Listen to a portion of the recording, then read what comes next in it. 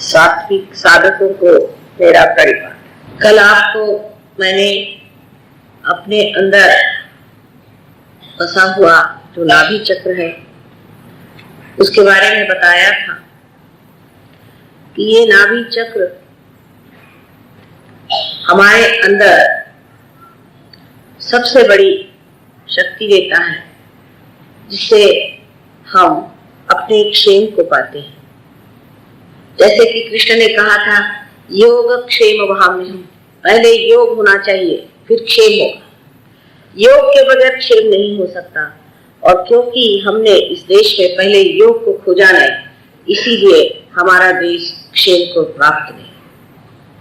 क्षेम के बारे में मैंने बताया था कि दुनिया में हम लोग सोचते हैं कि जिन देशों में सुबत्ता हो गई और बहुत पैसा हो गया वो लोग हमसे कहीं अधिक सुखी हैं, ये बड़ी गलतफहमी है। अभी मैं एक जगह वारणा नगर महाराष्ट्र में वहां गई थी। वहां एक कोरे साहब है, उन्होंने बहुत मेहनत करके उस वारणा नगर में सुबत्ता लाई। वहां पर जिस तरह से लंदन में बड़े बड़े डिपार्टमेंटल स्टोर्स हैं, इस तरह के स्टोर्स हैं और सब तरह के प्रसाधन वहां मिलते हैं। औरतों के लिए वहां पर सब शोभा के लिए ब्यूटी एड्स वगैरह सब कुछ है। वहां जाने पर लगता है कि जैसे कोई आप किसी विलायत के किसी अच्छे डिस्ट्रिक्ट की जगह पे आ गए। कोरे साहब बेचारे निस्वार्थी, शांतचित्त, धार्मिक और बहुत सरल, शुद्ध और सादी आदमी है। लोग मेरे पैर पे गिर के रोने लगे, कहने लगे माँ ये सब मैंने किया, लेकिन मैं बड़ा अशांत हो गया। मैंने कहा क्यों, क्या बात? आपने तो बहुत कुछ पा लिया, यहाँ सबकी सुबत्ता आ गई। कहने मैंने एक बात नहीं जानी थी कि इस सुबत्ता से दुनिया इतनी खराब हो जाएगी। हमारे यहाँ लोग जो हैं इतने आतताई हो गए हैं। यहाँ पर शराब इस कदर ज्यादा चलने लग गई है, यहाँ पर बच्चे बिल्कुल वाहियात हो गए हैं, यहाँ पर कोई किसी का सुनता नहीं, औरतें भी अपने को पैसे में ही तोड़ने लग गई हैं। ये सब देख करके मुझे लगता है कि ये मैंने क्या कर दिया। मेरी तो कोई सुनेगा नहीं क्योंकि गाड़ी बहुत चल पड़ी, लेकिन माँ आप संत हैं, आप कहेंगे तो आपकी बात ये लोग शायद सुन ले और शायद मुड़ पड़े, क्योंकि ये रास्ता इन्होंने गलत लिया। इनके यहाँ डिवोर्सेस होने लगे, इनके बच्चे भाग करके आजकल गांजा वगैरह पीते हैं और बड़ी दुर्दशा। जो कुछ भी हमने किया बहुत विचारों ने किया हुआ है, लेकिन वो कहते हैं कि यहाँ मनुष्य बिल्कुल शांत है और बहुत दुखी जीव हैं। आपस में झगड़े टंटे, किसी भी तरह से व्यवस्था वहां पे कुटुंब की नहीं है जिसे आप कह सकते हैं कि ये कुटुंब ठीक है। इसलिए मैंने आपसे कल कहा था कि हमारे अंदर लक्ष्मी का तत्व जागृत होता है और लक्ष्मी का तत्व कुंडलिनी से जागृत होता है। पैसा आप दुनिया में कमा सकते हैं। आज पंजाब का हाल देखिए, जहां लोगों ने कितना लाखों रुपया कमाकर ऐसा सोचा था कि अब हमें और आकाश में कोई अंतर नहीं है।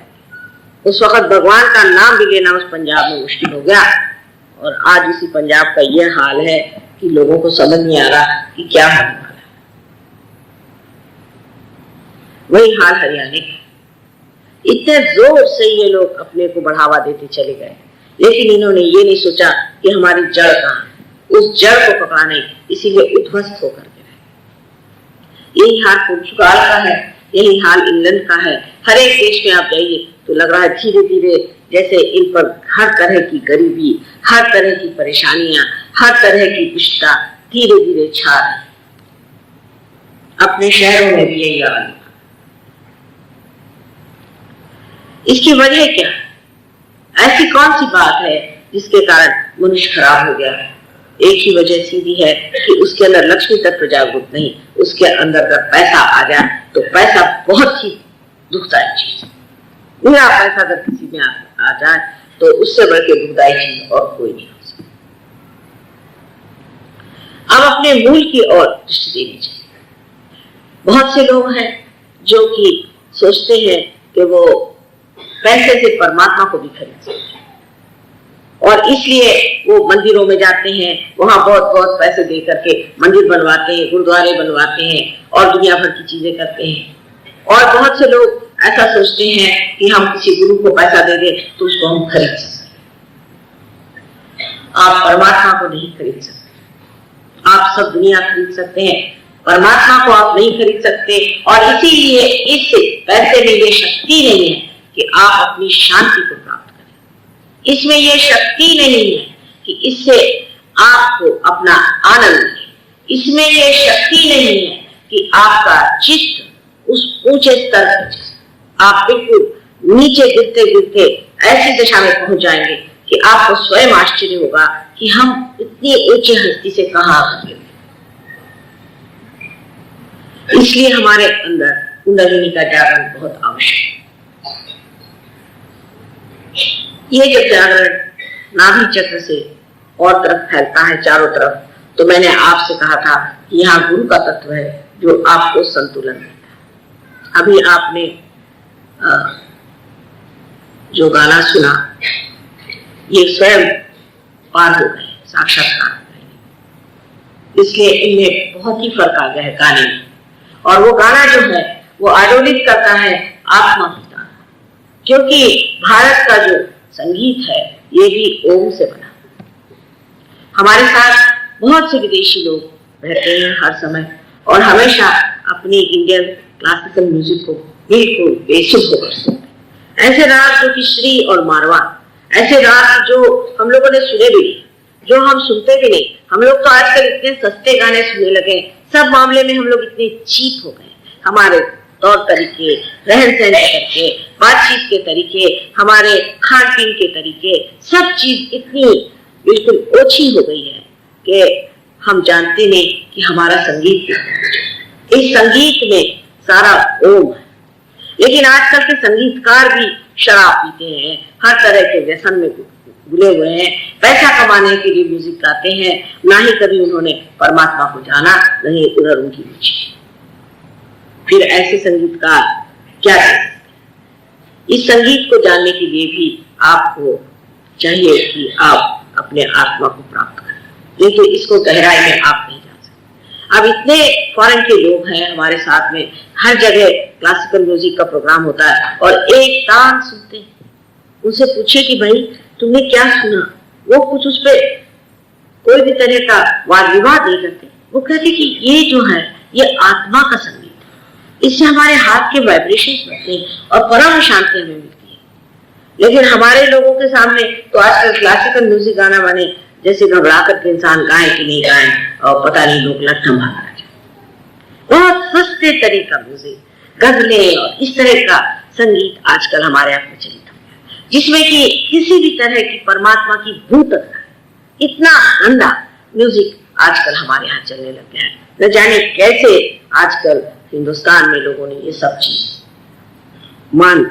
पहले कुछ गंदे राजे महाराजे या नवाब लोग ऐसे गाने बैठ के सुनते थे।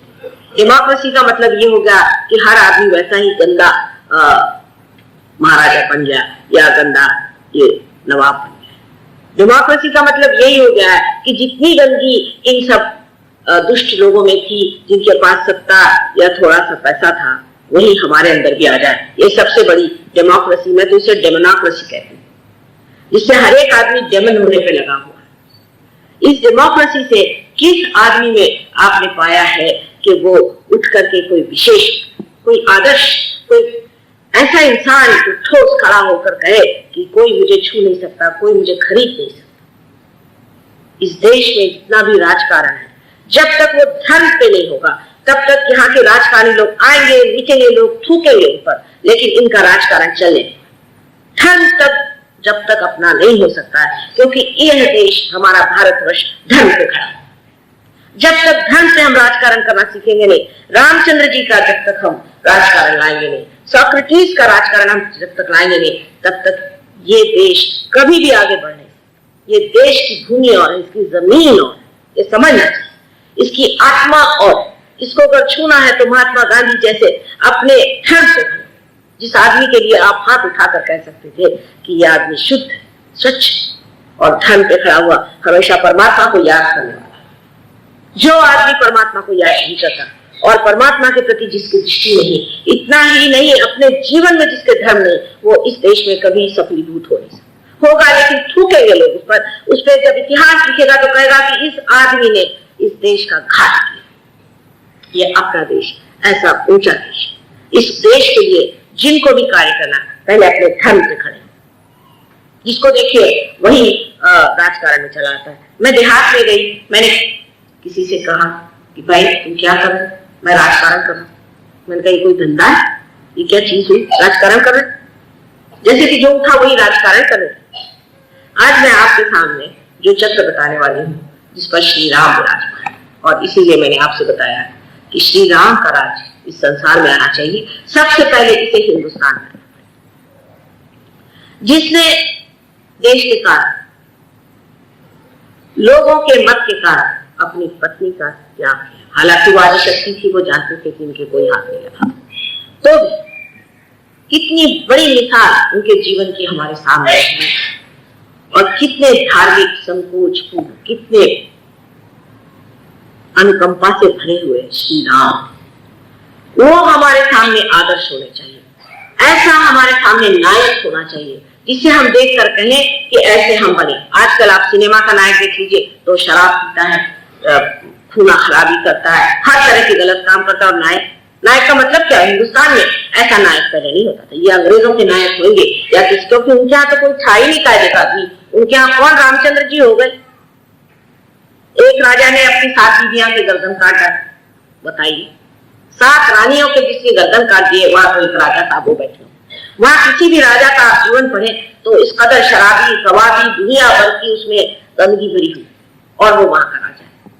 और वहां तो भी ये कहना चाहिए होते हुए भी वहां लोग ये जानते हैं कि जब तक हम सही रास्ते से नहीं चलेंगे, राइटियसनेस से नहीं रहेंगे, हमारा राज्य चल नहीं सकता। हालांकि वैसी बात है नहीं, क्योंकि उनके बुनियाद में ही ये बात, हमारे बुनियाद में क्या, एक से शिवाजी जैसे, क्या महाराजा शिवाजी कैसे, उनका चरित्र कितने उज्ज्वल, माँ के भक्त थे, उनकी माँ कितनी तेजस्वी। एक एक को देखिए हमारे यहाँ कि हमारा इतिहास भरा पड़ा है। राणा प्रताप, मैं भी आ रही थी लाजपत नगर यहाँ से, मैंने कहा लाला लाजपत राय क्या आदमी थे।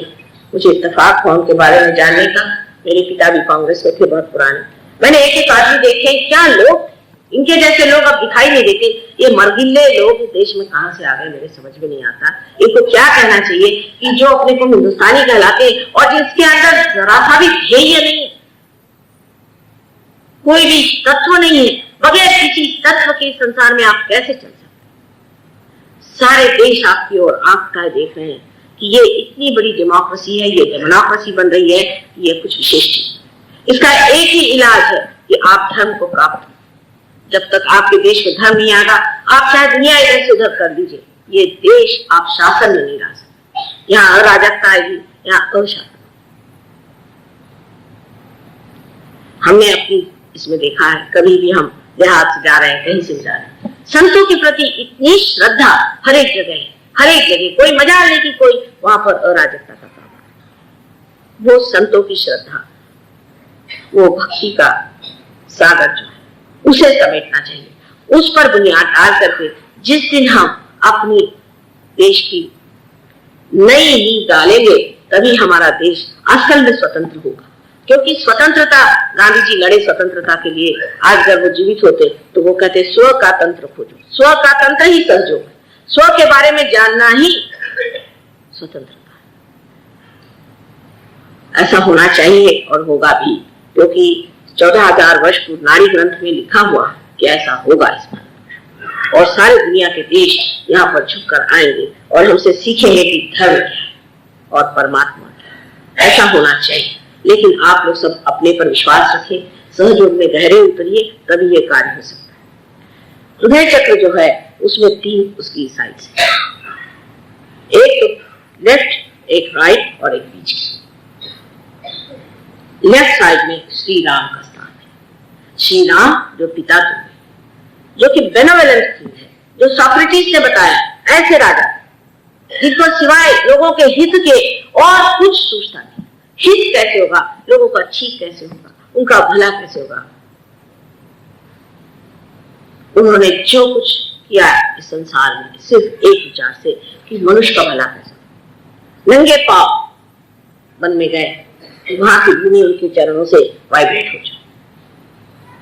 सारा नाटक खेला, दुखदाई लगा था, शरीर तो उनका था ही जो सहन करता था, लेकिन ये सारा नाटक उन्होंने खेला सिर्फ दिखाने के लिए कि एक आदर्श राजा कैसा होना चाहिए, एक आदर्श पिता कैसे होना चाहिए, एक आदर्श पुत्र कैसे होना चाहिए। ये आपका राइट हार्ट है।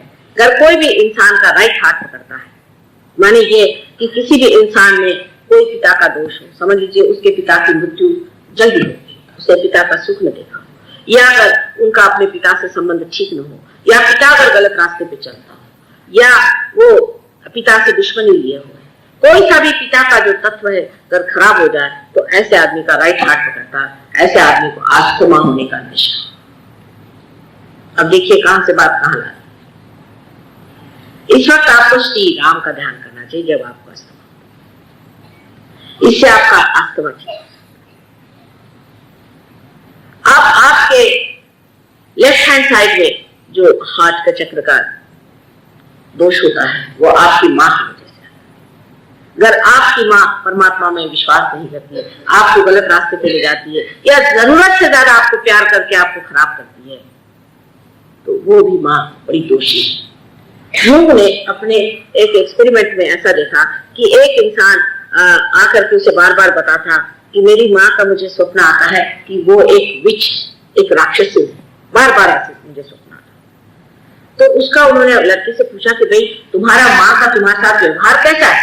तो उन्होंने कहा भाई मेरी माँ तो ऐसी है कि मुझको इतना पैम्पर करती है, इस कदर उसने मुझे स्पॉइल करके रखा है कि मैं किसी काम का नहीं। उनका ठीक, इसका मतलब है तुम्हारी माँ जो विच है, जो तुम्हारी माँ राक्षसिन है, इसका स्वप्न तुम्हारे अचेतन से, अनकॉन्शियस से आ रहा है और तुमको बता रहा है कि संभल के रहो। एक आदमी बताता था कि मुझे अपने बेटे के बारे में ऐसा हमेशा सपना आता है कि वो सिंहासन पे बैठा है और उसके सामने मैं हमेशा नतमस्तक हूं। यूं ने पूछा कि तुम्हारा अपने लड़के से कैसा रिश्ता है? पहले मैंने दूसरी शादी कर ली, मैं उस लड़के की परवाह नहीं करता हूँ, उसको वो तो घर के नौकर जैसा ही है, किसी काम का नहीं, और मुझे ऐसा सपना आता है। अचेतन उसे बता रहा था कि तुम्हारा लड़का जो है वो सिंहासन में बैठे लायक है और तुम उसके नीचे खड़े हुए हो, उसको नतमस्तक तुम्हें रहना चाहिए, बजाय इसके कि उसका तुम छल करो और उसे तुम किसी तरह से इस तरह से व्यवहार करो जिससे वो नगण्य हो जाए।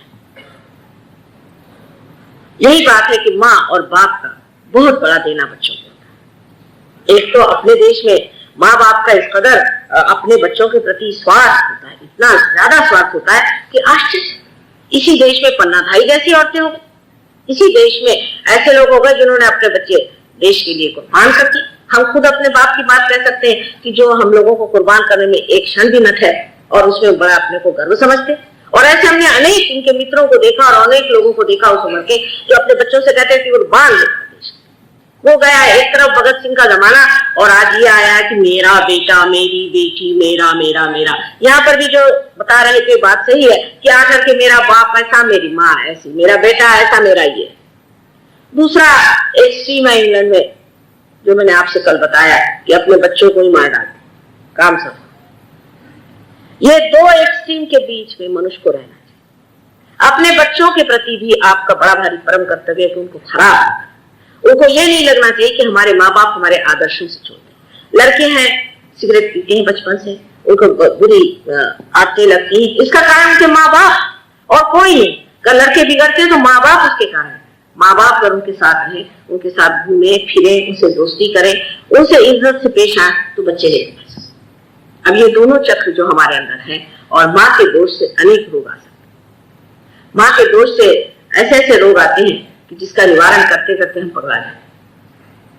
खासकर टीबी की बीमारी जो है ये माँ, किसी को अगर टीबी की बीमारी है तो जिसकी माँ बचपन में मर गई हो या माँ का प्यार जिससे न मिला हो, जिस आदमी ने माँ को जाना नहीं, उसे टीबी की बीमारी हो जाती है। आप सोचिए इस देश में, इस महान देश में जहाँ की माँ की लोग पूजा करते हैं, वहां कितने लोगों को टीबी हो जाता है। इसका मतलब यह है कि माँ जो है बच्चों को खराब कर रही है, माँ उनको दोष लगा रही है, माँ उनसे बुरी तरह से पेश आ रही है।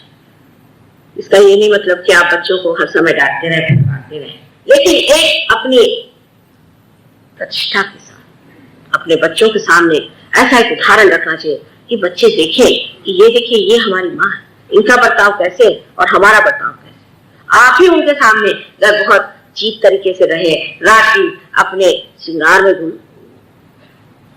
लगी रहे या पति से हर समय लड़की रहे, तो वो बच्चा भी आपकी क्या इज्जत करेगा। स्त्री में जब तक वो बात नहीं आएगी तब तक वो बच्चे नहीं।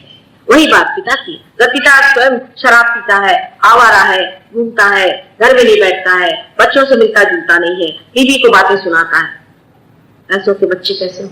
क्या बड़े अच्छे हो सकते हैं? वो जगह है जहाँ या नवे भाजने लग्न संस्कार, जो छोटे छोटे उम्र में जो संस्कार हमारे ऊपर लगते हैं वो ऐसे ही होते हैं जैसे कि जिस घड़े के कच्चे रहते वक्त जो उस पे दाग पड़ जाए उसी प्रकार वो पक्के हो जाए। उस वक्त इतना संभालना जरूरी है, इतना उनको प्रेम देना जरूरी है कि जिससे उनकी जो बुद्धि है वो कायदे से हो जाए। पर ऐसा होता नहीं, ज्यादातर ऐसा होता नहीं। हम या तो उनको ज्यादा ही पानी देते हैं और नहीं ही देते हैं। बीचों बीच खड़े रह करके देखना चाहिए कि हमारे बच्चे किस रास्ते पे चल। फिर ये कहना कि समाज ऐसा बना हुआ है, माँ क्या करे, लड़के खराब हो जाते। कैसे? आपका चित्त ही नहीं बच्चे की ओर। कम से कम आप तो कोई शिकायत नहीं कर सकते। इंग्लैंड अमेरिका में तो लड़कों को डोल मिल जाता है, 18 साल में तो बेकार जाते हैं। पर आप लोग तो जिंदगी भर उन बच्चों को पालते हैं। फिर भी क्या हुआ, थोड़ा सा शराबी तो पीता है, सिगरेट पीता है तो आजकल सभी पीते हैं, उसको गंदी आदतें हैं, थोड़ी बहुत औरतों के पीछे भागता है, कोई हर्ज। इस तरह से अगर आप अपने बच्चों के प्रति अपना रुझान रखें, ये तो इसको मैं कहती हूँ कि आप उनके दुश्मन हो। क्योंकि जो आपका कर्तव्य है उससे अगर आप च्युत हो गए तो आपने उनको तो ऐसे गड्ढे में ढकेल दिया। यहाँ तक मैंने सुना है कुछ लोग जो अपने को बहुत अंग्रेज समझते हैं कि साहब मैं तो अपने बेटे के साथ बैठकर शराब पीता। क्या कहने आप? इस प्रकार की जिनकी मनोवृत्ति है, ऐसे लोग न जाने क्यों माँ बाप हो जाते हैं और होने पर भी उन बच्चों को रात दिन खराब किया जाता है। नहीं तो इतना बच्चों के साथ कड़ा ये होता है कि बच्चे घर से भाग खड़े हो जाते हैं, सोचते हैं हमारे माँ बाप को हमारे प्रति कोई प्रेम ही नहीं, उनको कोई दुलार ही। इसलिए मैं कहती हूँ कि आप सहयोग में अपने बच्चों को ले आए। पार होने के बाद हम देख लेंगे, उसके बाद बात और हो जाती है। पर पहले आप पार होइए। अगर माँ बाप की अकल खराब हो तो बच्चों को पार करा के भी क्या फायदा। वो तो गलत रास्ते अपने जो आप बच्चों को सिखाएंगे और हम उनको सही रास्ते सिखाएंगे तो कहेंगे हमारे बाप तो एक बात कहते हैं और माता जी दूसरी बात कहते हैं। हमारी लड़की है वो रियलाइज हो तो एक दिन कहती है कि नानी एक बात बताइए कि जो शेर होता है इसने पूर्व जन्म में कुछ खराब काम किया। मैंने कहा क्यों? क्योंकि उसके माँ बाप कहते हैं कि तुम इंसान को खाओ और उसको भगवान कहता मत खाओ, तो वो क्या? देखिए उसके सामने प्रश्न खड़ा हो गया कि इसे पूर्व जन्म में कुछ बुरे कर्म करे हुए, नहीं तो ये ऐसी माँ बाप से क्यों पैदा हुआ कि जो कहते हैं कि इंसान को खाना।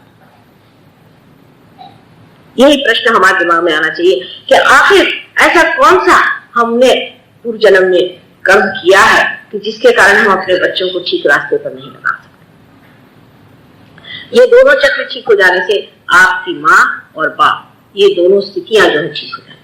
आप अगर बाप हैं तो आप बाप की दृष्टि से ठीक हो जाते हैं, अगर आप पुत्र हैं तो आप पुत्र की दृष्टि से ठीक हो जाते हैं, अगर आप माँ हैं तो आप माँ की दृष्टि से ठीक हो जाते हैं, और आप अगर माँ की बेटी है या पुत्र है तो उस तरह से ठीक हो जाते हैं। ये दोनों चक्र ठीक हो जाने से ही अपने देश के जो नवयुवक है ये समझेंगे। आप जानते हैं कि हजारों लोग प्रदेश से हमारे शिष्य, इनके माँ बाप तो पागल ही लोग हैं अधिक। वो लोग शराब पीना, रात भर बाहर रहना, वहां की औरतें 4-4 बार शादियां करती हैं, आज भी 6-6 बार शादियां करती हैं और सब अनाथालय में बुढ़ापा करती हैं। ऐसे बेचारों ने कौन से कुकर्म किए होंगे कि ऐसे उनको माँ बाप ने। पर ये लोग जब सहयोग में आ गए तब ये अब समझ गए कि अब हमारी शादियां हो गई सहयोगियों में, अब हमारे यहाँ बड़े बड़े ऋषि मुनि पैदा हो रहे हैं और इनके लिए हमें कैसे बताओ। उन्होंने एक नई धारा बना ली है कि इनके सामने किस तरह से रहना। तो जो भी कार्य अब सहयोग में हो रहा है उसमें सबसे बड़ी चीज जो ध्यान में रखने की है कि हमारी आत्मा क्या बोलती है। और आत्मा शब्दों से बोलती नहीं है, वो ये चैतन्य लहरियों से बोलती है और उसी से जाना जाता है कि हम कहाँ चल रहे हैं। अब बीच का जो चक्र है ये साक्षात देवी जगदम्बा का है, जो कि सारी सृष्टि की माँ है। ये जगदम्बा जो है ये भक्तों का रक्षण करती है। जो भक्त इस गोल जगह बनाई हुई जगह है जहाँ पर कि भक्त लोग सब लोग भगवान को खोजते हैं, उनका रक्षण। उनके लिए उन्होंने राक्षसों का वध किया, उनका रक्त पिया, उनके भूतों के भूत खा लिए, उन्होंने संहार कर करके इन लोगों को बचाया। बहुत से लोग ऐसा कहते हैं कि भाई हिंदुओं की देवी देवताएं जो हैं ये बड़े क्रूर हैं और ये नॉन वेजिटेरियन। तो मैं कहती हूँ कि ये राक्षसों को देवी न खाए तो क्या आप लोग खाइएगा? इन राक्षसों को देवी न मारे तो क्या आप लोग मारिए? कल को कृष्ण नहीं मारते तो क्या आप लोग मारते? रावण को राम न मारते तो कौन मारते? उस पर बहुतों का ये कहना है कि ये तो देवी उन्हीं के लोग हैं और ये सबको मारते रहते। इससे आप इस तरह का विचार न करने से आप जो दुष्ट और राक्षस है उनको सबके खोपड़ी पे बिठा दें, उनका नाश न करिए, उनको आप किसी तरह से नष्ट न करिए, उनके साथ कोई दुर्व्यवहार न करिए, उनको बिठाकर उनकी आरती उतारें। जगदम्बा ने अनेक बार जन्म लिए, उनके ऐसे तो 9 जन्म बहुत विशेष माने जाते हैं, लेकिन उनके 1000 जन्म कम से कम हुए और 1000 बार संसार में आकर उन्होंने जो भक्त लोग थे उनकी रक्षा।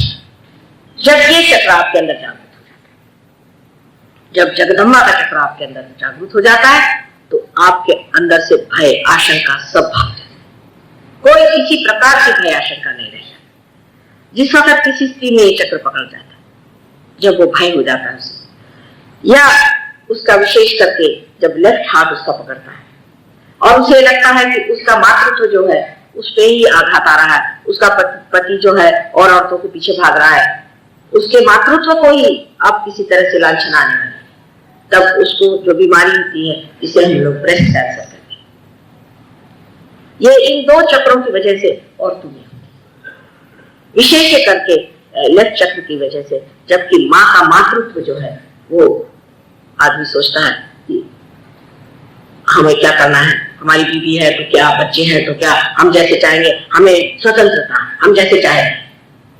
ऐसे पतियों के परेशानी की वजह से औरतों को ब्रेस्ट कैंसर हो जाता है।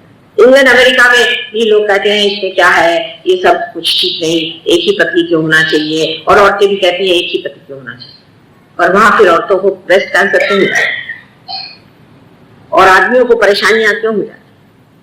अगर ये चीज कुछ अच्छी होती तो उससे मनुष्य नैसर्गिक चीज होती तो मनुष्य से सुखी होता। पर आपने कभी देखा है कि आदमी ने अपनी पत्नी को छोड़ा और दूसरे आदमी के साथ सहराचार करा, वो सुखी? तो इस वजह से हमारी जो विवाह संस्था है उसका बड़ा मान करना चाहिए और ये समझ लेना चाहिए कि अपनी पत्नी जो है ये घर की गृह लक्ष्मी, इसका अपमान करने से, इसको दुख देने से, इसको तकलीफ देने से हम अपनी घर की गृह लक्ष्मी को सता रहे हैं। अर्थात जैसे मैंने कल आपसे बताया कि गृह लक्ष्मी को भी इस योग्य होना चाहिए कि वो गृह लक्ष्मी। लेकिन ये सब होते हुए ऐसी पत्नियों और ऐसी दुखी पत्नियों अगर कोई तकलीफ हो जाए तो उसके लिए हमें समझ लेना चाहिए कि इनके घर में ये कोई तकलीफ ऐसी बन रही है जिसकी वजह से ये स्त्री बेचारी धीरे धीरे घूमती जा रही है। अब जो जगदम्बा का चक्र है उसकी वजह से जब पकड़ जाता है तो मनुष्य जो है वो निंदा हो जाता है, डर हो जाता है, उसको भय सा रहता है, वो हर समय डरता है कैसे भाषण दें, क्या बोले, किससे क्या कहें, मुझे तो डर लगता है, मैं नहीं कह सकता। और जब उसका ये चक्र ठीक हो जाता है तब उसके अंदर धैर्य आता है, वो उद्दाम नहीं, वो उद्धट नहीं होता, वो किसी तरह से आरोगंस नहीं करता है, लेकिन उसकी भाषा में एक तरह की ममता उस माँ की जो उसके अंदर जागृत हो गई है, लेकिन वो किसी से डरता भी नहीं। ईसा मसीह का उदाहरण आप देख लीजिए कि जिन्होंने सूली पर चढ़ के ये कहा कि प्रभु ये लोग जानते नहीं क्या करें, इनको माफ कर दे, वही हाथ में हंटर लेकर के उन्होंने सबको मारा था जो वहां पर चीजें बेच रहे थे। और जिस पर मारी मगदलीनी एक वेश्या थी, वेश्या का और एक संतों का क्या संबंध, छोड़ ही दे। जब लोग उसको पत्थर उठाकर मारने लगे तो उनके सामने जाकर के छाती खोल के खड़े हो गए और कहा कि तुम में से जिसने कोई पाप नहीं किया हो वो मुझे पत्थर मारे। ये हिम्मत, ये अपने पर विश्वास, ये देवी की कृपा से, माँ की कृपा से होता है। इसलिए हमारे यहाँ शक्ति को बहुत बड़ा मानते हैं, लेकिन हम लोग खुद ही अपने को शक्तिहीन कर लेते हैं। कितने लोग संसार में हैं जो ये समझते हैं कि माँ का स्थान बहुत ऊंचा है। श्री गणेश ऊंचे स्थान पर इसलिए है क्योंकि वो अपनी माँ को ही मानते हैं और किसी को मानते हैं क्योंकि वो जानते हैं कि माँ ही शक्ति है। गुरु दुनिया भर के जो भी सही भी गुरु होगा वो भी माँ को मानते हैं, वेद है वो भी मानते हैं। दुनिया में कोई भी ऐसा शास्त्र नहीं जो आदि माँ को न मानता। और हम भी माँ को मानते हैं, लेकिन हम ये नहीं जानते कि माँ चीज कितनी ऊंची है। कभी कभी ये भी होता है कि मनुष्य के अंदर आशंका और भय इस वजह से आता है कि उसको उसके माँ बाप से वो प्यार, वो संरक्षण, हो सकता है उसे किसी और भी वजह से भय आ जाए, उसकी कोई सी भी वजह हो जाए, उसमें जाने की जरूरत नहीं। हम लोग साइकोलॉजिस्ट जैसे ये नहीं पूछते बैठते कि भाई तुम्हारे बाप कैसे, तुम्हारी माँ कैसी, तुम्हारा क्या, ज्यादा से ज्यादा ये पूछेंगे कि तुम्हारे माँ बाप जिंदा हैं। लेकिन जैसे ही वो जागरूक हो जाता है, जैसे ही ये चक्र जागरूक हो जाता है, मनुष्य एकदम शेर दिल हो जाता है, शेर दिल हो जाता है, क्योंकि देवी जी शेर पे ही विराजती है। बहुत से लोग दुर्गा जी को मानते हैं, मैं मानती हूँ कि उनके प्रति बहुतों को भी श्रद्धा है और उनके बारे में जानकारी बहुत कम है, बहुत कम जानकारी है कि वो कितनी प्रभावशाली है। और एक बार अगर उनको प्रसन्न कर लीजिए तो दुनिया में किसी से डर नहीं होगा। इसके बाद जो चक्र इससे ऊपर है, जिसे कि विशुद्धि चक्र कहते हैं, ये बहुत महत्वपूर्ण चक्र है। ये चक्र श्री कृष्ण का है और अब होली आ रही है कल ही। श्री कृष्ण के चक्र पे जितना कहे सो कम। इस चक्र में 16 कन्या है, 16 कन्या है क्योंकि 16 उनकी कला है श्री कृष्ण। और उनकी जो 16,000 बीवियां थी वो उनकी सारी शक्तियां थी, जिनको कि उन्होंने इस संसार में जन्म दे करके उस राजा के यहाँ फंसाया और उसके बाद उनसे विवाह कर दिया। कृष्ण की लीला समझने के लिए भी सहयोग करना, उसके बगैर आप कृष्ण को नहीं समझ सकते। उनके होली का अर्थ भी आप नहीं समझते। होली क्या? होली में यही था कि जो पानी यमुना जी में बहता था उसमें श्री राधा के पैर पड़ने से वो चैतन्य में होता है। उस पानी को घगरी में ले करके उसमें लाल रंग घोल करके और जब वो किसी के पीठ पर छोड़ते थे तो वो असल में उनकी कुंडलिनी ही जाती। उन्होंने जब बचपन में जो कुछ उनकी लीलाएं की सब में सहयोग किया। उस वक्त कोई ऐसे हॉल नहीं बने हुए थे, ऐसे परमात्मा को खोजने वाले लोग नहीं थे, कोई इस तरह की व्यवस्था नहीं थी, ऐसे यंत्र नहीं थे। ये तो सब अब देन हो गई है अपने साइंस की, जिसको हम इस्तेमाल कर सकते हैं। उस वक्त उन्होंने जो लीलाएं करी वो सब लीला सिर्फ सहयोग। जैसे कि गोपियां थी, वो जब पानी भरने जाती थी तो अपने सर पे घगरी रख के जब वो लौटती थी तो पीछे से उनको कंकड़ मारे, उससे वो जो पानी था जो चैतन्य में उनके पीठ के रीढ़ की हड्डी पर दौड़े, जिससे इनमें जागृति। रास माने राम माने शक्ति और स माने सही। जैसे सहज है वैसे हाथ में सबके हाथ पकड़ करके और अपनी शक्ति सब में वो दौड़ा और इसी को वो रास, ये रास लीला जो होती थी उसी से वो शक्ति दौड़ा करके और लोगों को जागरूक कर। मैं जब अमेरिका में पहली मरतबा गई तो वहां पर एक इंजीनियर लॉर्ड साहब मिले। उन्होंने कभी भी उन दिनों में, मैं तो गई भी थी 73 में, उन दिनों में उन्होंने कोई कृष्ण के बारे में सुना नहीं था और ओहायो में बिल्कुल बीचों बीच अमेरिका के रहते थे, उनको कुछ मालूमात नहीं। लेकिन जब उनको रियलाइजेशन हुआ तो मुझे कहने लगे कि माँ मैंने एक अजीब सी चीज देखी रियलाइजेशन के बाद। मैंने कहा क्या? कहने लगे मैंने देखा कि बहुत से हम लोग बच्चे खेल रहे हैं और एक बड़ा प्रदीप्त लड़का है, इसका रंग थोड़ा सांवला है लेकिन बड़ा प्रदीप्त है, और वो हम लोग का पिरामिड बनाकर हमारे ऊपर चढ़ गया और ऊपर में एक लकड़ी, एक मिट्टी का घड़ा रखा हुआ था, पॉट रखा हुआ था, उसको उसने अपने हाथ की एक लकड़ी से तोड़ा और वो हमारे सबके ऊपर धर देखिए बहने, और बहने लगते ही हमारे अंदर एकदम चैतन्य आने लगा। उससे जो बात बताई तो मुझे बड़ा आश्चर्य हुआ कि इसने कैसे जाना। उसने कभी जाना नहीं था कि गोपाल काला क्या होता है और ये जाकर के ऊपर तोड़ते थे। यही उनकी लीला थी जिससे वो सबके सहस्त्रार पर चढ़ के और वहां से वो पानी तोड़ते थे, जिससे सबके ऊपर धर धर पानी नीचे आ जाए, जिससे लोग जागरूक हो जाए। उनकी सारी लीलाएं जितनी थी सब सहयोग की थी, और उन्होंने जो कृषि की है इसीलिए उनको कृष्ण कहा। उन्होंने जो कृषि की है वही आज बढ़ करके आप लोगों के रूप में मेरे सामने आज वो तैयार चीज आई हुई है, जिसको कि उसके फल का देना मेरे लिए बात है, मुझे देना ही होगा। ऐसे कृष्ण के बारे में क्या कहें और कितनी बातें। गीता जिसके बारे में लोग हजारों बातें करते हैं, समझने के लिए भी आपको सहयोग में आना चाहिए, उसके बगैर आप गीता भी नहीं समझते। सिर्फ गीता पढ़ के कुछ गीता समझ नहीं है। गीता जो जिसने सुनाई है वो कौन थी पहले उनके बारे में जान लेना है। बड़े होशियार नहीं थे वो उस वक्त के जो राजदूत से, और डिप्लोमेसी का बिल्कुल जो अर्थ है, इसेंस है, उसको जानते। अब डिप्लोमेसी का क्या इसेंस है कि कोई ऐसी एब्सर्ड बात करो जिसके करने से आदमी मुंह के बल गिरे। कृष्ण का खेल जो है उसको समझने के लिए पहले आपको सहयोग में उतरना चाहिए। अच्छा, मैं समझाने की कोशिश करती हूँ, लेकिन आप समझने की कोशिश करें। जैसे कि उन्होंने शुरू में ही बता दिया, क्योंकि दुकानदार तो थे नहीं कि पहले बुरी चीज दिखाओ फिर धीरे धीरे अच्छी चीज दिखाओ, तो उन्होंने पहले ही बढ़िया चीज दिखा दी। उन्होंने कहा कि आपको ज्ञान होना चाहिए। ज्ञान माने बुद्धि से नहीं, ज्ञान माने आपके सेंट्रल नर्वस सिस्टम में आपने जानना चाहिए, आपको प्रचिति होनी चाहिए कि परम क्या है, इससे आप स्थित प्रज्ञ होगी। साफ साफ उन्होंने दूसरे ही चैप्टर में कह दिए, व्याख्या दे दी कि सहयोगी कैसा हो। पर उसके बाद उन्होंने देखा कि अर्जुन तो जो है वो अपनी लगा रहे थे। वो कहा कि इधर तो तुम कह रहे हो कि तुम साक्षी बनो, इधर तुम कह रहे हो कि तुम ज्ञानी बनो, और उधर तुम कह रहे हो कि तुम युद्ध में मत जाओ, तो ये कैसे हो सकता। अब वो जान गए कि ये सीधे नहीं आने वाले। अर्जुन जो है उस वक्त का एक भक्त है, समझ लीजिए, उसको वो उसका प्रतिनिधित्व करता है, रिप्रेजेंट करता है। अर्जुन ने उनसे पूछा कि ये कैसे हो कि अगर मैं साक्षी हो जाऊं तो फिर तो मैं लड़ूंगा ही नहीं, वैसे भी मैं कुछ नहीं करूंगा, मैं तो बिल्कुल बेकार जाऊंगा, ये सब बातें क्या है। सो कृष्ण ने कहा अब इनको सीधी तरीके से समझाने से नहीं होगा, उल्टी तरीके से। तो पहली चीज उन्होंने जो बताई वो बताई बहुत मजे तरीके से, कर्म कि देखिए तुम कर्म करते रहो और सब कर्म परमात्मा के चरण में डालो, हो ही नहीं सकता एब्सर्ड।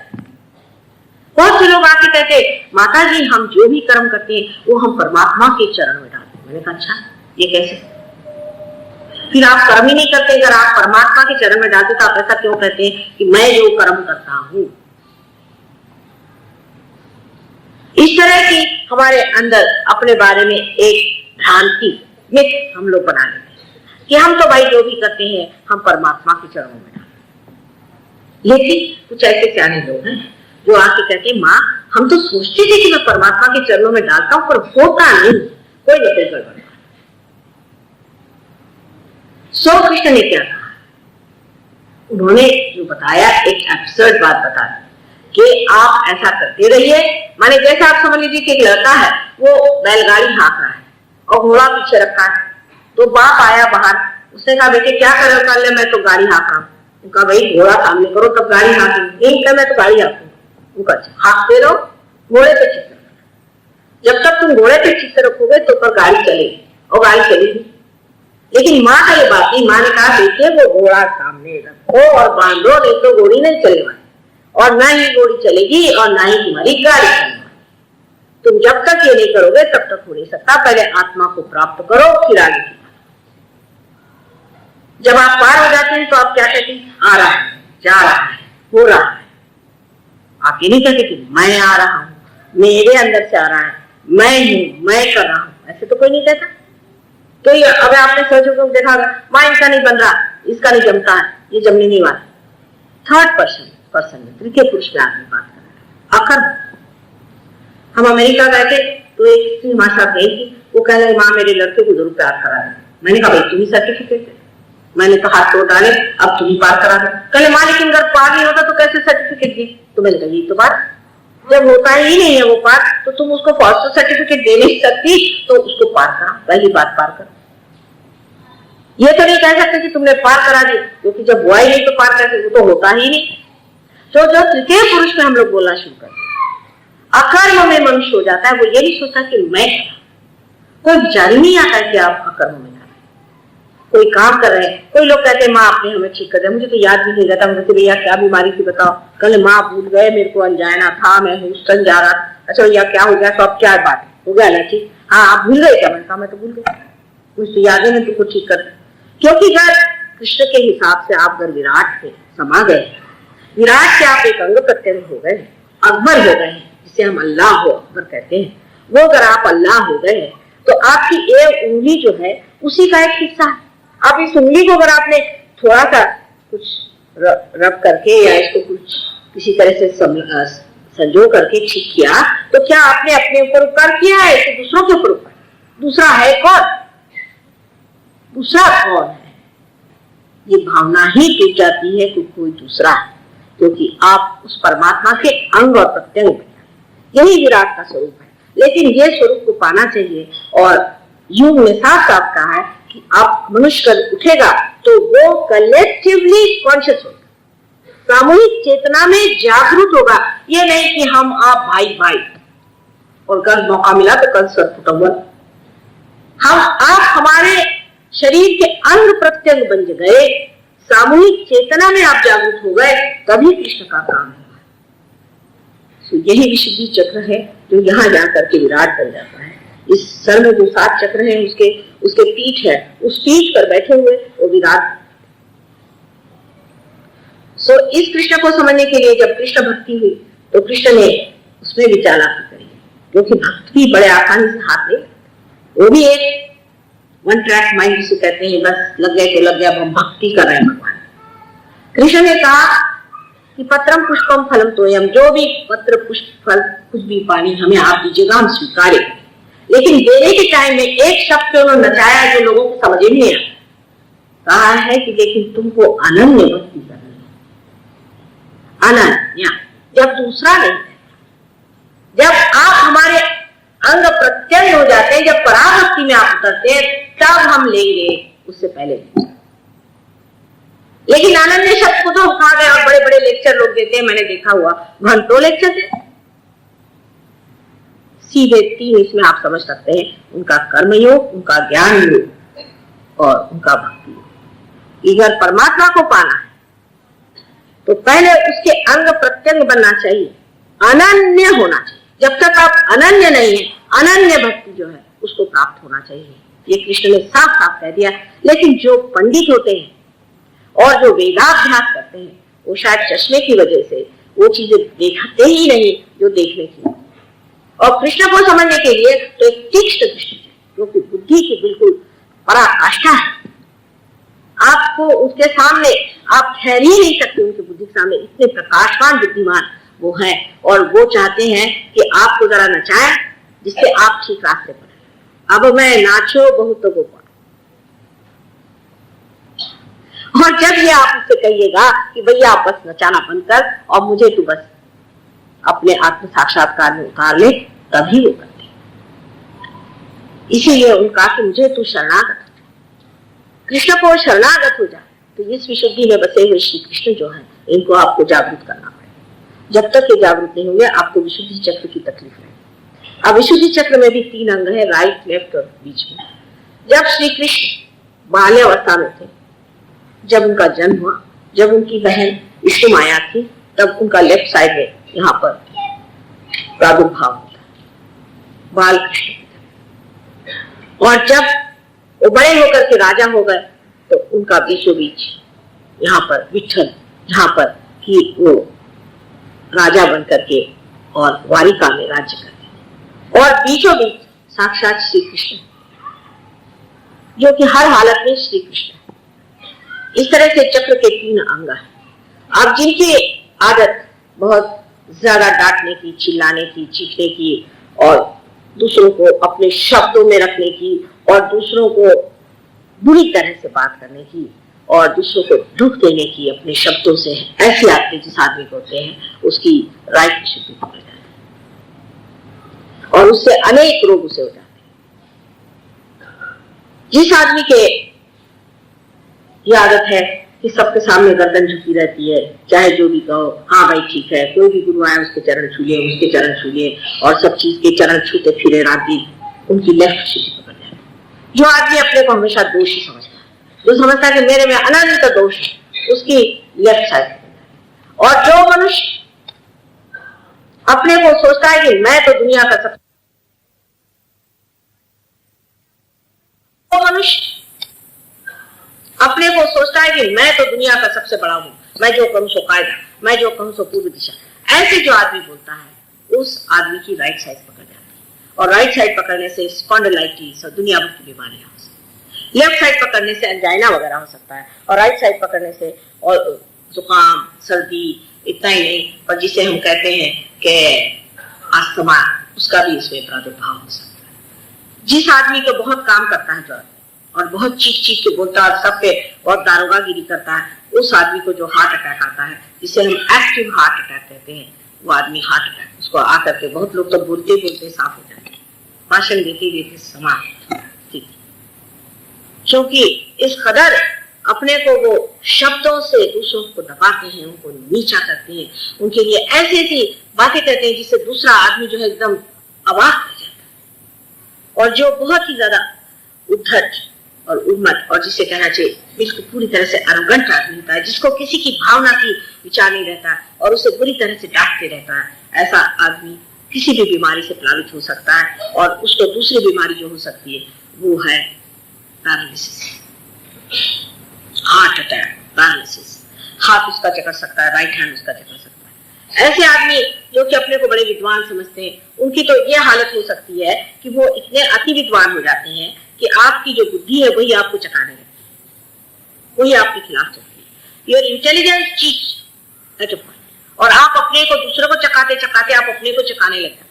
और आपको आश्चर्य था कि भाई मुझे को मैं चका रहा हूं, मैं दूसरों को चकाने गया था, मैं मेरे को कैसे चकाने लगा।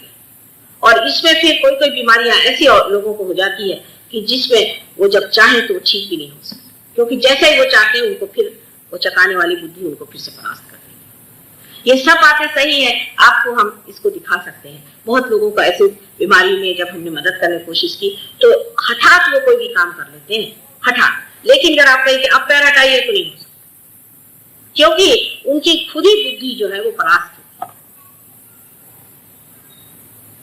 अब आपने देखा है कि जो बीच में श्री कृष्ण है वो लीला, उनके लिए सब सृष्टि एक लीला है, होली भी एक लीला है। उस वक्त उन्होंने संसार में आकर जितनी भी विधि वगैरह से लोगों को बिल्कुल ग्रासित कर दिया था, उसको अच्छे से तोड़ फोड़ करके ठीक, किसी भी विधि को नहीं।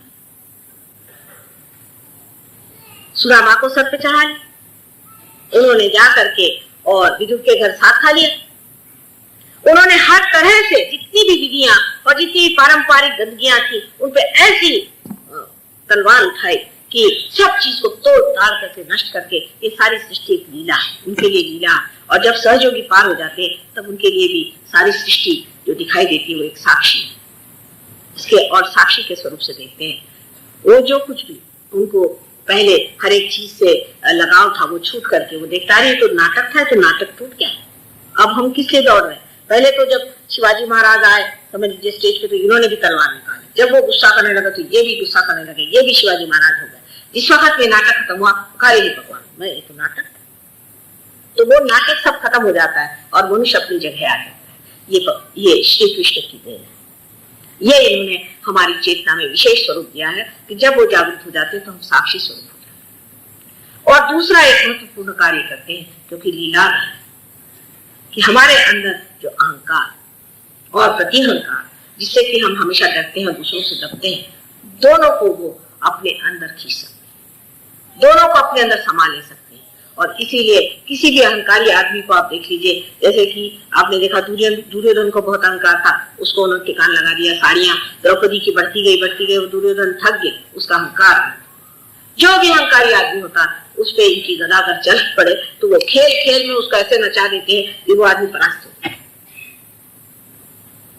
उसी प्रकार अगर कोई दब्बू आदमी है या कोई आदमी जो समाज से दबा हुआ है, जो दरिद्री है, इसके पास सुदामा नहीं, उसका मान करना, उसके मित्रत्व को इतना बढ़ावा देना और उसके लिए इस कदर दिल भर के, दिल खोल के उसके लिए सब कुछ देना, ये भी काम श्री कृष्ण का है। उनकी महिमा जितनी गाई जाए सो कम है। आज 6000 वर्ष हो गए तो यहाँ पधारे थे, उनको किसने जाना? सिर्फ गीता उन्होंने सिर्फ अर्जुन से बताई और किसी से बताया। पर लिखाई किससे वो सोचना चाहिए। देखिए कृष्ण की लीला हर जगह किस तरह से बंधनों को तोड़ती है। लिखाई उससे जो व्यास जो पराशर का लड़का था, लेकिन वास्तव में वो एक झिमरनी का लड़का था, और वो भी किसी कायदे कानून का नहीं, बेकायदा। इसलिए व्यास की लिखाई कि ऐसा ही आदमी सत्पुरुष कैसे हो सकता है, क्योंकि जाति और उसके बंधन और ये बहुत कायदे कानून करने वाले लोगों को दिखाने के लिए कि सत्पुरुष कहीं भी पैदा हो सकता। सत्पुरुष की जात धर्म आदि कुछ नहीं पूछा जाता, लेकिन यही पूछा जाता कि सत्पुरुष कौन। इसको तोड़ने के लिए, इसका सब का निषेध करने के लिए श्री कृष्ण ने गीता भी दिखाई, इससे तो व्यास। उनकी एक एक लीला देखिए तो जैसे कहते हैं कि हरेक को उन्होंने उनकी जो चूल थी, उस चूल से हरेक को चिपका। उनकी चूल बड़ी प्यारी थी, उनकी चूल बड़ी गहरी थी और इतनी तीक्ष्ण थी कि उसके चक्कर से कोई बच नहीं सकता। कल होली है, आप सबको होली मुबारक हो। होली के दिन हमको ये सोचना चाहिए कि कोई से भी गंदे काम करने के कृष्ण के कभी भी विचार नहीं आ सकता। गंदगी करना, गालियां देना वगैरह ये कृष्ण के काम नहीं है। हमको बहुत माधुर्य से एक दूसरे से बात करना। होली का मतलब होता है कि जो कुछ भी कृष्ण स्वयं क्या, उनकी राधा क्या थी, आह्लाद रानी, जो दुनिया को आह्लाद, जिसे मनु बातचीत हो, चाहे आपके घर का मेहतर हो, चाहे जमादार हो, चाहे कोई, सबसे गले मिले, सबसे अपना प्रेम बांटे। ये कृष्ण की मुख्य इच्छा थी, जिसलिए उन्होंने होली का समारंभ किया था। और हम लोग जो है उस वक्त सबको गाली देते हैं, अपनी जबान खराब करते हैं, जो जबान श्री कृष्ण की वजह से चल रही है। ये जबान भी हमारी जो 16 चीजें हैं, जिसे नाक, कान, ईयर, नोज, थ्रोट वगैरह सब कुछ, जो नेक वगैरह सब कुछ है, ये सब कुछ श्री कृष्ण की आज्ञा से चलते हैं। वहां हम लोग गाली गलौज करते हैं। उनकी सुबकता, उनकी मधुरता, उनकी मोहकता वो हमारे जीवन में आनी चाहिए। तभी हम कहेंगे कि ये होली हुई, जिसमें कि एक तरह से हमने अपने सौंदर्य को पाया, हमारे सौंदर्य को बांटा और लोगों को इसका मजा दिया।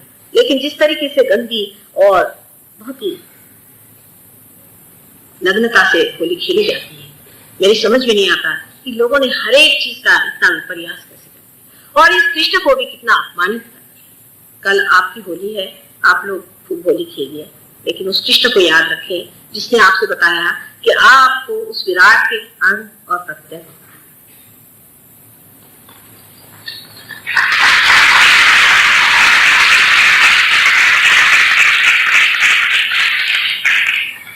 आपने सेल्फ रियलाइजेशन को बुलाया, बेटा जरा बैठ जाइए, इतनी जल्दबाजी में। आपने सेल्फ रियलाइजेशन के लिए बुलाया तो माँ प्रश्न ही मत पूछे, क्योंकि सब बेकार के प्रश्न लोग पूछते हैं। पर मैं नहीं सोचती कि सब लोग बेकार के प्रश्न पूछते हैं। यहाँ ऐसे बहुत से हैं जो परमात्मा को खोज रहे हैं। ये नहीं कि यहाँ पर सिर्फ आए हैं कि जैसे कोई पार्लियामेंट में सवाल होते हैं, उस तरह के सवाल करने की यहाँ जरूरत नहीं। मैं कोई इलेक्शन को खड़ी नहीं हूँ और मुझे आपसे कोई मत नहीं चाहिए, मुझे आपसे कुछ भी नहीं चाहिए। आपको क्या मुझसे चाहिए वो जानने, आपको कुछ मुझसे मिलने का, आपको कुछ देने का, आपको मुझसे लेने का है, आपको मुझे कुछ देने का नहीं है। सिर्फ आपको अगर कुछ देने का है तो आप अपना हित मुझे दीजिए, अपना क्षेम मुझे दीजिए, अपना श्रेय मुझे दीजिए। एक माँ को सिवाय इसके कि अपने बच्चे अपने ही जैसे उच्च हो जाए और कोई चीज की जरूरत नहीं, वो चाहती कि जो मेरी जितनी शक्तियां सब मेरे बच्चे बांटे, सब उनके अंदर जागृत हो, वो सब कुछ पाले, बस यही आंतरिक इच्छा उसको होती है। इसलिए जो कुछ भी आप प्रश्न करें उसमें आप अपनी उदामता या अपना आप पाखंड दिखाने की जरूरत नहीं। सात्विकता से आप ऐसे प्रश्न पूछें जिससे कि आपको कुछ लाभ हो और सभी जन को लाभ हो। क्योंकि बहुत से लोग यहाँ पर बेकार में, आप कल उन्होंने सवाल एक पूछा कि सिद्ध योग, अब मुझे क्या मालूम कि सिद्ध योग ये गुरुजी महाराज कर रहे हैं, मुझे नहीं मालूम था कि इनके नाम, किसी ने भी कोई नाम भरा, सिद्ध कहाँ से हो। उनके तो जो शिष्यार्थी वो तो नाच नाच के उनकी हालत खराब, गांजा पीते, ये करते वो करते, वो कहाँ से सिद्धि योग सिखाएंगे, काय की सिद्धि उन्होंने पाई। ऐसे ऐसे बड़े बड़े नाम रखा लिए, किसी का नाम भगवान आनंद, किसी का नाम ढोंगानंद, कुछ ऐसे नाम रख लेने से कोई बड़ा हो जाता है। आप लोग भी अपना इस्तेमाल करें कि कोई क्या सिद्धानंद, तो क्या सिद्ध हो गया? कुछ भी नाम अपना लगा लेने से कोई बड़ा हो जाता है। इसलिए इस तरह के प्रश्न कर पूछे, मुझे तो पता भी नहीं कि क्या क्या नाम से लोग भेजते हैं। ये तो वैसा ही हुआ कि आप कागज की नाव बनाइए और उसमें नाम लगा दीजिए कि फलानी नाव, आप बैठिएगा उसमें। इसलिए जानना चाहिए कि असलियत को पाने की हिसाब से यहाँ पाए। अगर आपको और जगह कुछ मिलता हो तो आप चले जाइए, मुझे कुछ कहने का नहीं, लेकिन आप यहाँ पर असलियत पाने के लिए, नकली चीजों से मेरा कोई वास्ता नहीं। आपको अगर असलियत चाहिए तो आप उसे पा सकते हैं, और उसके लिए मैं सर्वदा पूरी कोशिश करूंगी कि आप उसे पाएं। लेकिन नकली चीजों के लिए मेरे पास कोई जगह नहीं है, और मैं चाहती नहीं जिनको नकली चीजें करना वो जा सकते हैं, बहुत सी दुकानें खुली हुई, आप जाए पैसा दे वहां जाकर के जो करना है करें। लेकिन यहाँ पर आपको असलियत चाहिए तो आप आइए और वैसे ही प्रश्न करें, और बेकार के प्रश्न करने की कोई जरूरत नहीं। अब आप मुझे प्रश्न कर लें, लेकिन कायदे के प्रश्न हो, नहीं तो मेरे कोई जरूरी नहीं कि मैं आपके सारे प्रश्नों का उत्तर दूं। ये भी बात, क्योंकि मैं कोई आपसे किसी तरह से बंधी नहीं, मेरे पर आपका कोई बंधन नहीं, मेरे ही प्यार का बंधन है आपके लिए। आपका मेरे पर क्या बंधन हो सकता है सिवाय इसके कि आप परमात्मा को खोज रहे हैं, जिसके लिए कि मैं पूरी तरह से आपकी मदद कर सकूं। पर बेकार की चीजों में समय बर्बाद करना ठीक नहीं। अब आप चीजों के लिए कहना है कि कृपया अपने जूते आप उतार लें, चप्पल उतार लें, जो भी है पैर में, क्योंकि ये पृथ्वी माँ का बड़ा हमें आधार है, इसका आधार लेना। और नम्रतापूर्वक बैठे कि अभी तक हमने पाया नहीं, और माँ कहती है कि हमारे अंदर है और हम पा सकते हैं, तो नम्रतापूर्वक हम इसे पाएं। अपने जो धारणाएं, विचार, कंडीशनिंग जो भी है, और उसे आप इस वक्त अलग हटा दीजिए। इस वक्त बिल्कुल स्वच्छ होकर के बैठे, क्योंकि यही असल चीज है। सारे धर्म का सार है अपने को पाना, और उसे पाना चाहिए जो उसका तत्व है। अब दूसरी बात है कि अगर चश्मे वगैरह हो उन्हें उतार लीजिए, क्योंकि इसका असर आंखों पे भी बड़ा अच्छा होता है। दोनों पैर जमीन पर अलग अलग रखिएगा, क्योंकि दोनों नाड़ियां अलग अलग चलती हैं, इसलिए दोनों पैर अलग अलग।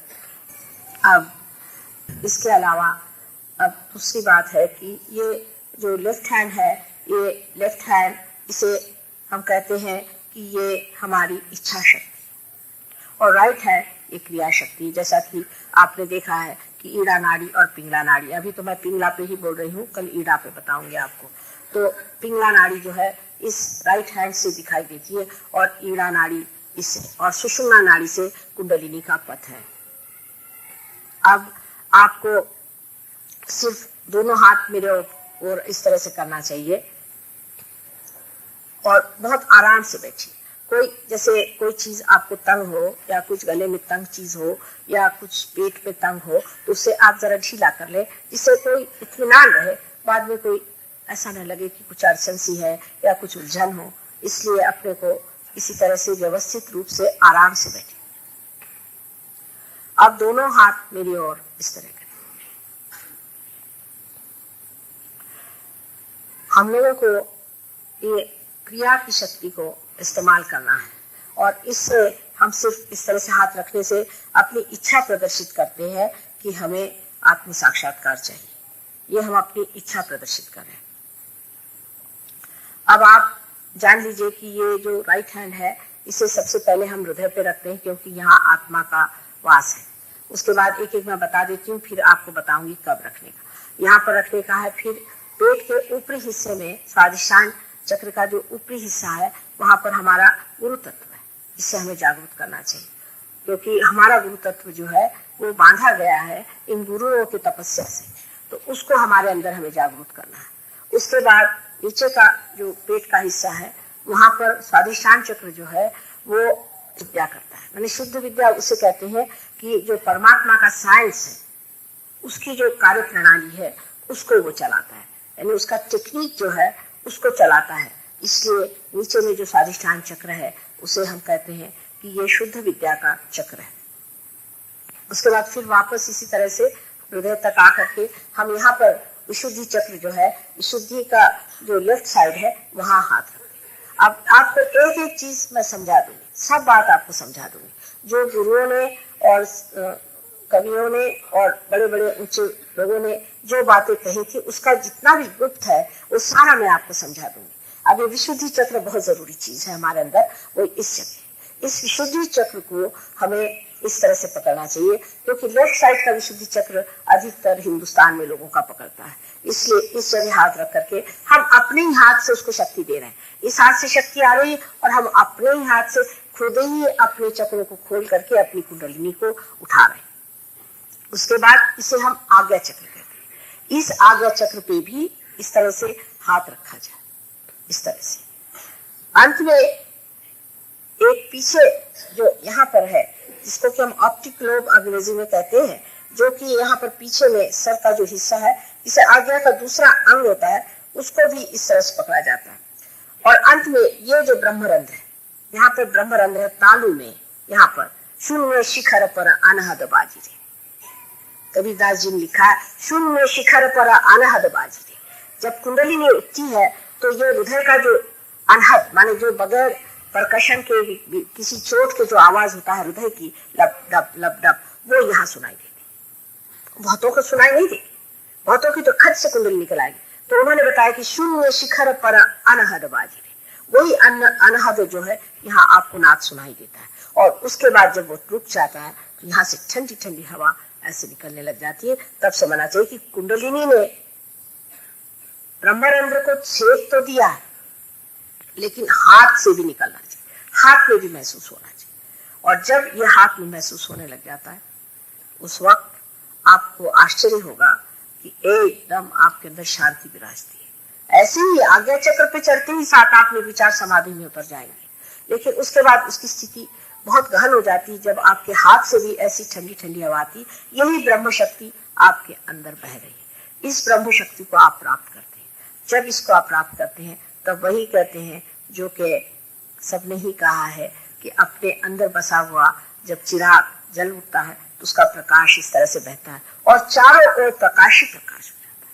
चारों ओर का प्रकाश महसूस होता है, क्योंकि इसके पहले वो प्रकाश जाना ही नहीं जाता है, उसका स्पंदन ही नहीं जाना जाता है। उसके बाद चारों ही ओर उसी का आपको प्रतीति आती है, उसकी एक्सपीरियंस होता है कि वो यहाँ पर है, अभी यहाँ ठंडी हवा आ रही, यहाँ पर ठंडी हवा आ रही और लहर ऐसी है।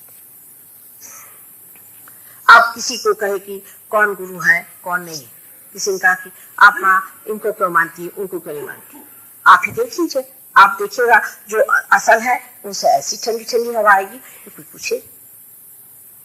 अपने शिरडी के साईनाथ पे एक बार ऐसे हमने फोटो देखा पहली मर्तबा और 1 मिनट रुक गए। तो हमारे पति ने कहा क्या हुआ, हमने कहा कि ये तो हमने पहले देखा ही नहीं था। वो खड़े हो गए थे, कहले ये क्या है, मैंने कहा यही तो है सब। तो उनकी समझ में नहीं आ रहा था ये क्या रही, लेकिन अब ऐसे अनेक बार हो चुका। एक बार हम कश्मीर गए थे, तो कश्मीर में जब सफर कर रहे थे तो एकदम से मैंने कहा भाई देखो बड़ी जोर के वाइब्रेशंस आ रहे हैं यहाँ पर, कहीं पता करो या कोई मंदिर है कि गुरुद्वारा है कि क्या है, पता करो, कोई ना कोई चीज जरूर होगी। तो वो कहने लगा नहीं साहब, तो वीरान जगह यहाँ कुछ नहीं। मैं कहा नहीं होना ही चाहिए। तो फिर उसके बाद उसी हमने कहा इसी रास्ते से आप चलते चलिए, वहां कुछ मुसलमानों के घर थे। तो मैंने कहा कि भाई यहाँ कोई मस्जिद है कि मंदिर है क्या, नहीं कहने ये तो इकबाल साहब यहाँ है। अरे मैंने कहा इकबाल साहब, इकबाल मोहम्मद साहब का वहां था और उसके वाइब्रेशंस 5 मील दूरी पर मैंने रखे।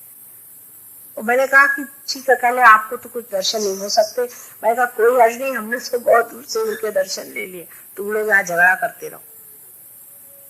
ये चीज, इस चीज को जब तक आप पाते नहीं तब तक सब बात करना बेकार है। अंधे के आगे क्या रंग बताएं और बहरे के आगे क्या संगीत कहें, ऐसी हालत। लेकिन आप सभी इसको पा सकते हैं, ये विशेष बात है और इसलिए सब लोग इसे पा लें। अब लेफ्ट हैंड मेरी ओर करें और आंख को पूरी समय बंद रखें, आंख बंद न करें, क्योंकि अंतर योग है, आपका चित्त अंदर की ओर खींच जाएगा। इसलिए बेहतर है आप आंख बंद करें और आंख न खुले किसी भी तरह। और कोई आदमी जो नहीं करना चाहते वो कृपया चले जाए, क्योंकि वो दूसरों को डिस्टर्ब क्यों करा जाए। इसमें तो ऐसा है ना कि you have to be civil to other people. ये तो मेरी समझ नहीं आता, बहुत से लोग हैं कि हमें नहीं कुछ करने का, तो आप जाइए बाहर, आप क्यों दूसरों को परेशान करें। ये ध्यान का मार्ग है, ध्यान में सब लोग शांति से ध्यान कर रहे हैं, अपनी आत्मा को पा रहे हैं। आपको नहीं करना तो आप तो सिर्फ ले जाइए, आप क्यों दूसरों को परेशान करें। इसलिए जिद नहीं करना है, जिसको नहीं करना वो चले जाए, जिसको बैठना है और परमात्मा को पाना है वो आराम से, मैं 2-3 बातें कहूंगी उसको सुने। अब बच्चों को जरा सा अलग रख लीजिए, क्योंकि कभी कभी ये लोग अभी तो पार नहीं ना, तो जल्दी डिस्टर्ब हो जाते हैं। बच्चों को अपने पास ले लीजिए। हाँ, और छोटी छोटी चीजों से डिस्टर्ब नहीं होना चाहिए। अब कोई बच्चा रोया, कुछ हुआ, थोड़ी देर चित्त अपनी ओर रखिए तो ये चीज बहुत आसानी से हो सकती है। अगर बच्चा रो रहा है तो उसे ले जाइए, क्योंकि लोग पार नहीं है तो अभी जरा जल्दी डिस्टर्ब हो जाते हैं। लेफ्ट हैंड हमारी ओर करें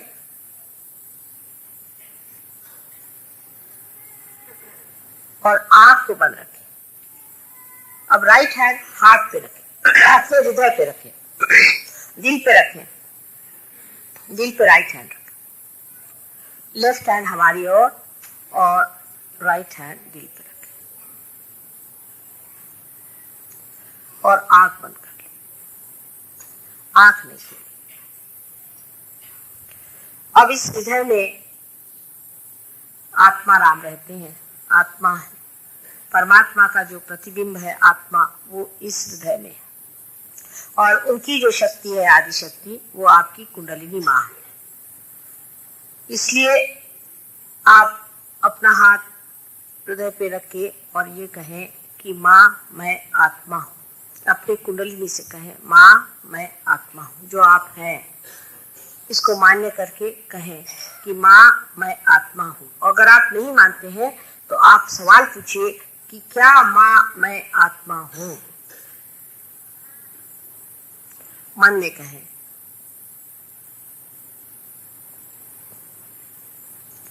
अपने प्रति कोई तरह का विद्वेष या अपने प्रति कोई ऐसी भावना कि जिससे कि मैं ये पापी हूँ, मैंने ये पाप किए, मैंने गलत किया, ये सब भूल जाइए। ये आप एक मंदिर है परमात्मा का, उसमें सिर्फ दीप जलाना है। तो अपने प्रति कोई भी घृणा की दृष्टि या कोई गलत चीज रखना नहीं चाहिए। इस वक्त कृपया इस समय आप अपने को पूरी तरह से माफ कर दें। अब इस मंत्र से आपका हृदय में अगर कोई तकलीफ हो तो वो ठीक हो सकती है। अब आप कहिए आप कि क्या माँ मैं आत्मा हूँ।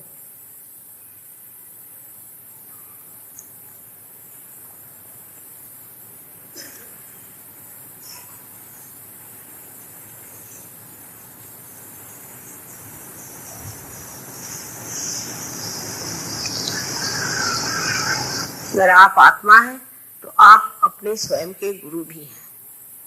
इसलिए दूसरा सवाल होना चाहिए कि अपने गुरु तत्व को जागृत करने के लिए कि माँ क्या मैं स्वयं का गुरु हूँ। इस राइट हैंड को आप पेट के ऊपरी हिस्से में रखें और कहें कि क्या माँ मैं स्वयं का गुरु हूँ। अगर आत्मा है तो आप अपने गुरु हैं और ये गुरु तत्व आपका जितने सत्पुरुष हो गए उन्होंने बनाया हुआ है, उसे सिर्फ जागरूक करना। इसलिए आप पूछिए कि माँ क्या मैं स्वयं का गुरु हूँ।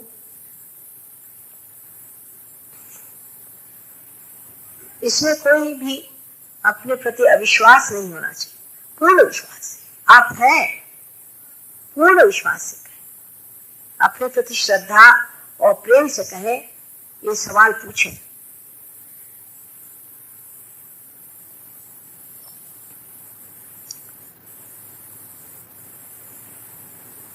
गुरु तत्व के खराब होने से भी बहुत सारी बीमारियां हो जाती हैं, तकलीफें हो जाती हैं, नानाविध तकलीफें होती हैं, जिसका मैं वर्णन ही नहीं कर सकती। इसलिए अपना गुरु तत्व जागृत करना चाहिए।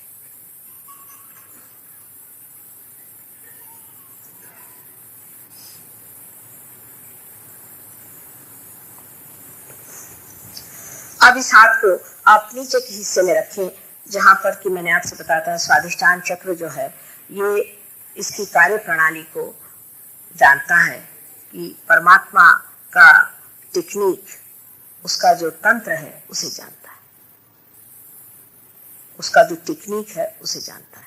इस चक्र पे आप अपना राइट हैंड रखें जो कि पेट के नीचे के हिस्से में लेफ्ट हैंड साइड पर है, थोड़ा दबाएं।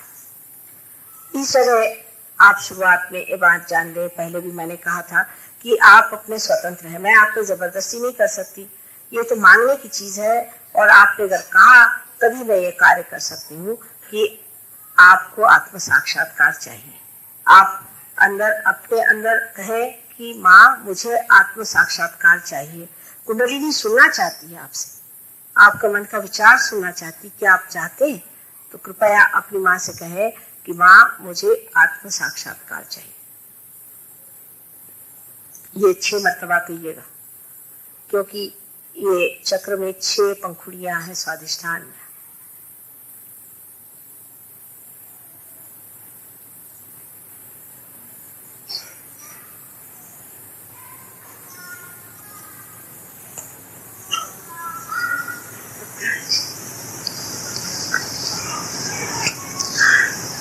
अब इसी राइट हैंड साइड को राइट हैंड को उठा करके और लेफ्ट हैंड साइड में अपने पेट के ऊपरी हिस्से में रखें, जहाँ पर आपका गुरु तत्व है। ये कुंडलिनी का जागरण हलचल शुरू हो गई। अब इधर हाथ रखे, ये चक्र जो है इस जगह गुरु तत्व का चक्र है।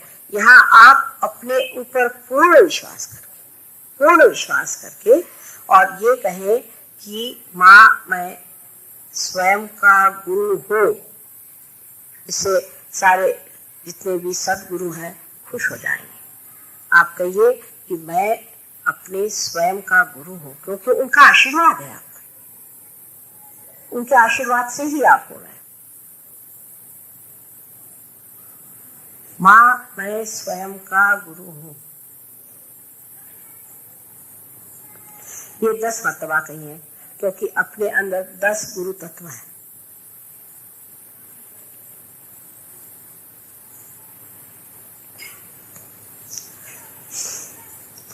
उन्होंने जो मेहनत की है उसकी फलश्रुति, उसका फ्रूट अब आपको मिलने वाला है।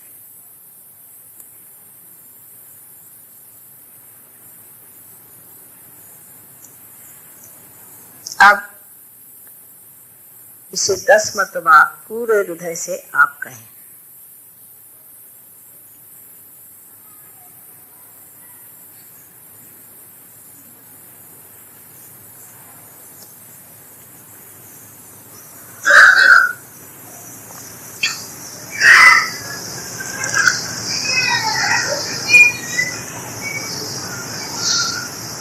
अब इस राइट हैंड को आप हृदय पे फिर उठाएं, हृदय पे उठा रहे हैं। आप कुंडलिनी ऊपर चलती जा रही। अब हृदय पे आकर के आप फिर पूर्ण विश्वास से आप कहें कि माँ मैं आत्मा हूँ। पूर्ण विश्वास से आप कहें कि माँ मैं आत्मा हूँ। यह आवाहन है कुंडलिनी का। माँ मैं आत्मा हूँ।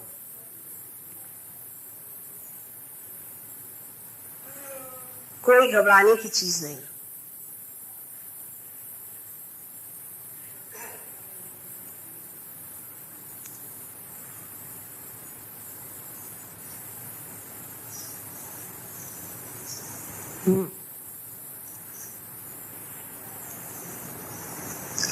ये आप 12 मर्तबा कहिए।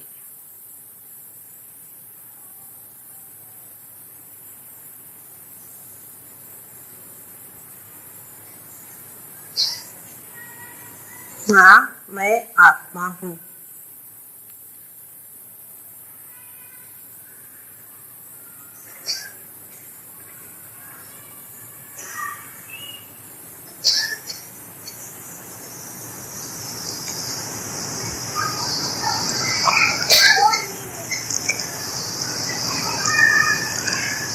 अब इस राइट हैंड को उठा करके अपने कंधे पर रखिए, कंधे पर, जहाँ पर कि हमारा कंधा और हमारी गर्दन मिलती है, उस कोण पर रखिए और जोर से दबाइए।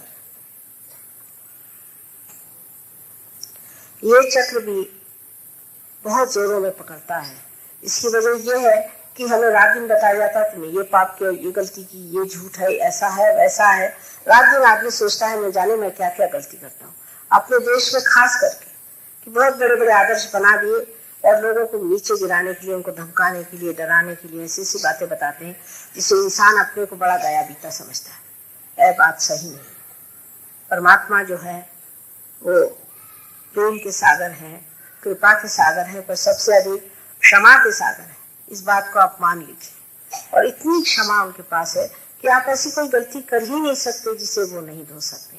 इसलिए आप जोर से यहाँ पकड़ के और पूर्ण विश्वास के साथ एक बात कहें 16 मरतबा कि माँ मैं निर्दोष हूँ, माँ मैं निर्दोष हूँ, मुझमें कोई दोष नहीं, मैं निर्मल हूँ, मैं बिल्कुल निर्दोष हूँ।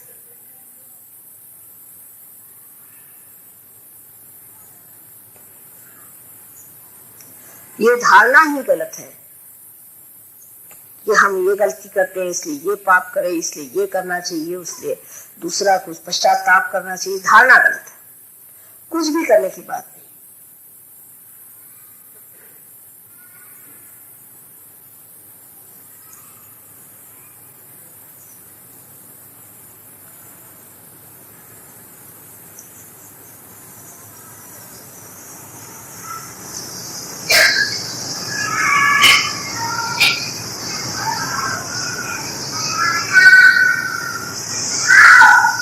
ये 16 मरतबा कहने का है। 16 मरतबा कहिए कि माँ मैं निर्दोष हूँ।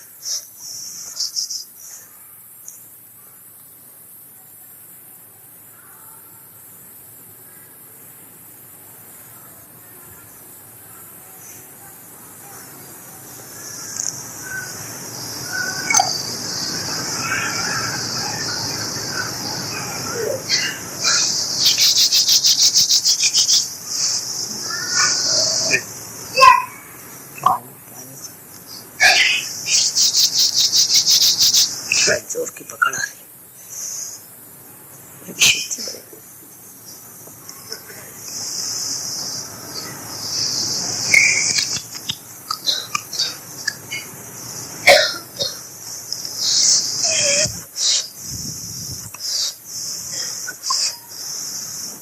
अब अपना हाथ आप अपने कपाल पर इस तरह से रखें जिससे कि आप दोनों साइड में इसे दबा सकें और जोर से, जैसे सर दुखता है तो हम लोग जिस तरह से सर पकड़ लेते हैं, इस तरह से आप अपने कपाल को पकड़ लीजिए।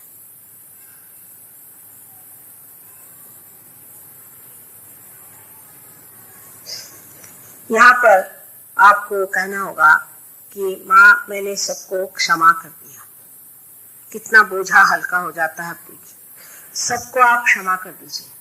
और ये कहना कि हम क्षमा करना हम कर नहीं सकते क्योंकि मुश्किल काम है, ये गलत बात है। क्योंकि क्षमा करना न करना एक ही बात है, किंतु जब आप क्षमा नहीं करते हैं तब आप उन लोगों के हाथों में खेलते हैं जिन्होंने आपके साथ ज्यादती की। सबको क्षमा कर दीजिए, सबको जिन्होंने आपके साथ ज्यादती कर दी उसको क्षमा करते हुए परमात्मा के हवाले हो जाते हैं।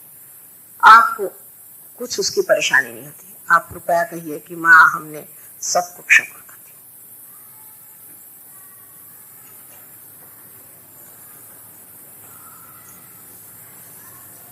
पूर्ण हृदय से कहें, क्षमा कर दें, क्योंकि आप कर भी कह सकते हैं। क्षमा न करने से सिर्फ वैमनस्य और गुस्सा अपने अंदर भरता रहेगा, इससे तो सारी तबीयत ही खराब जाएगी। इससे अच्छा ये परमात्मा तो छोड़ दे, हमने सबको क्षमा कर दिया, अब तुम्हें जो करना है करो,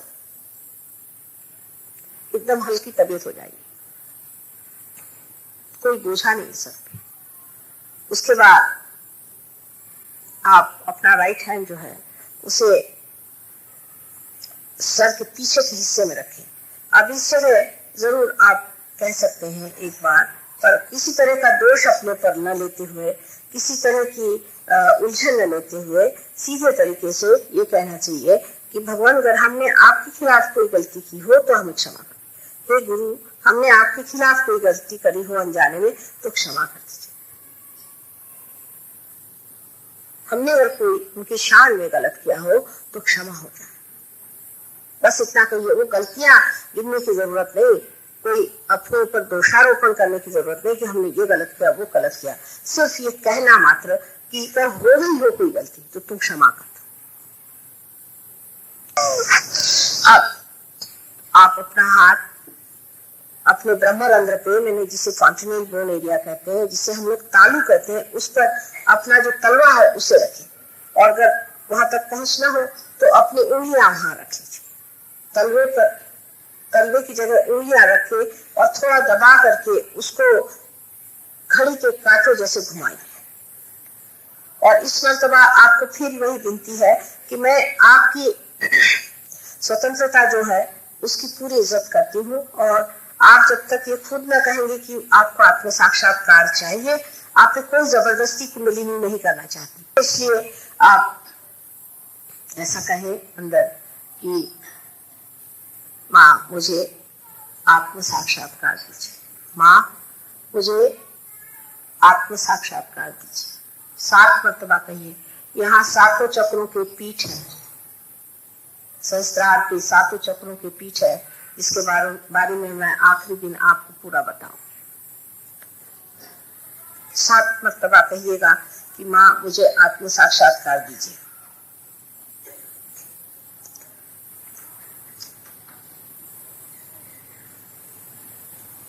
हो गया। आ रहे बस की शुद्धि और आ गया, ऐसे घुमाइए। हाँ हो गया।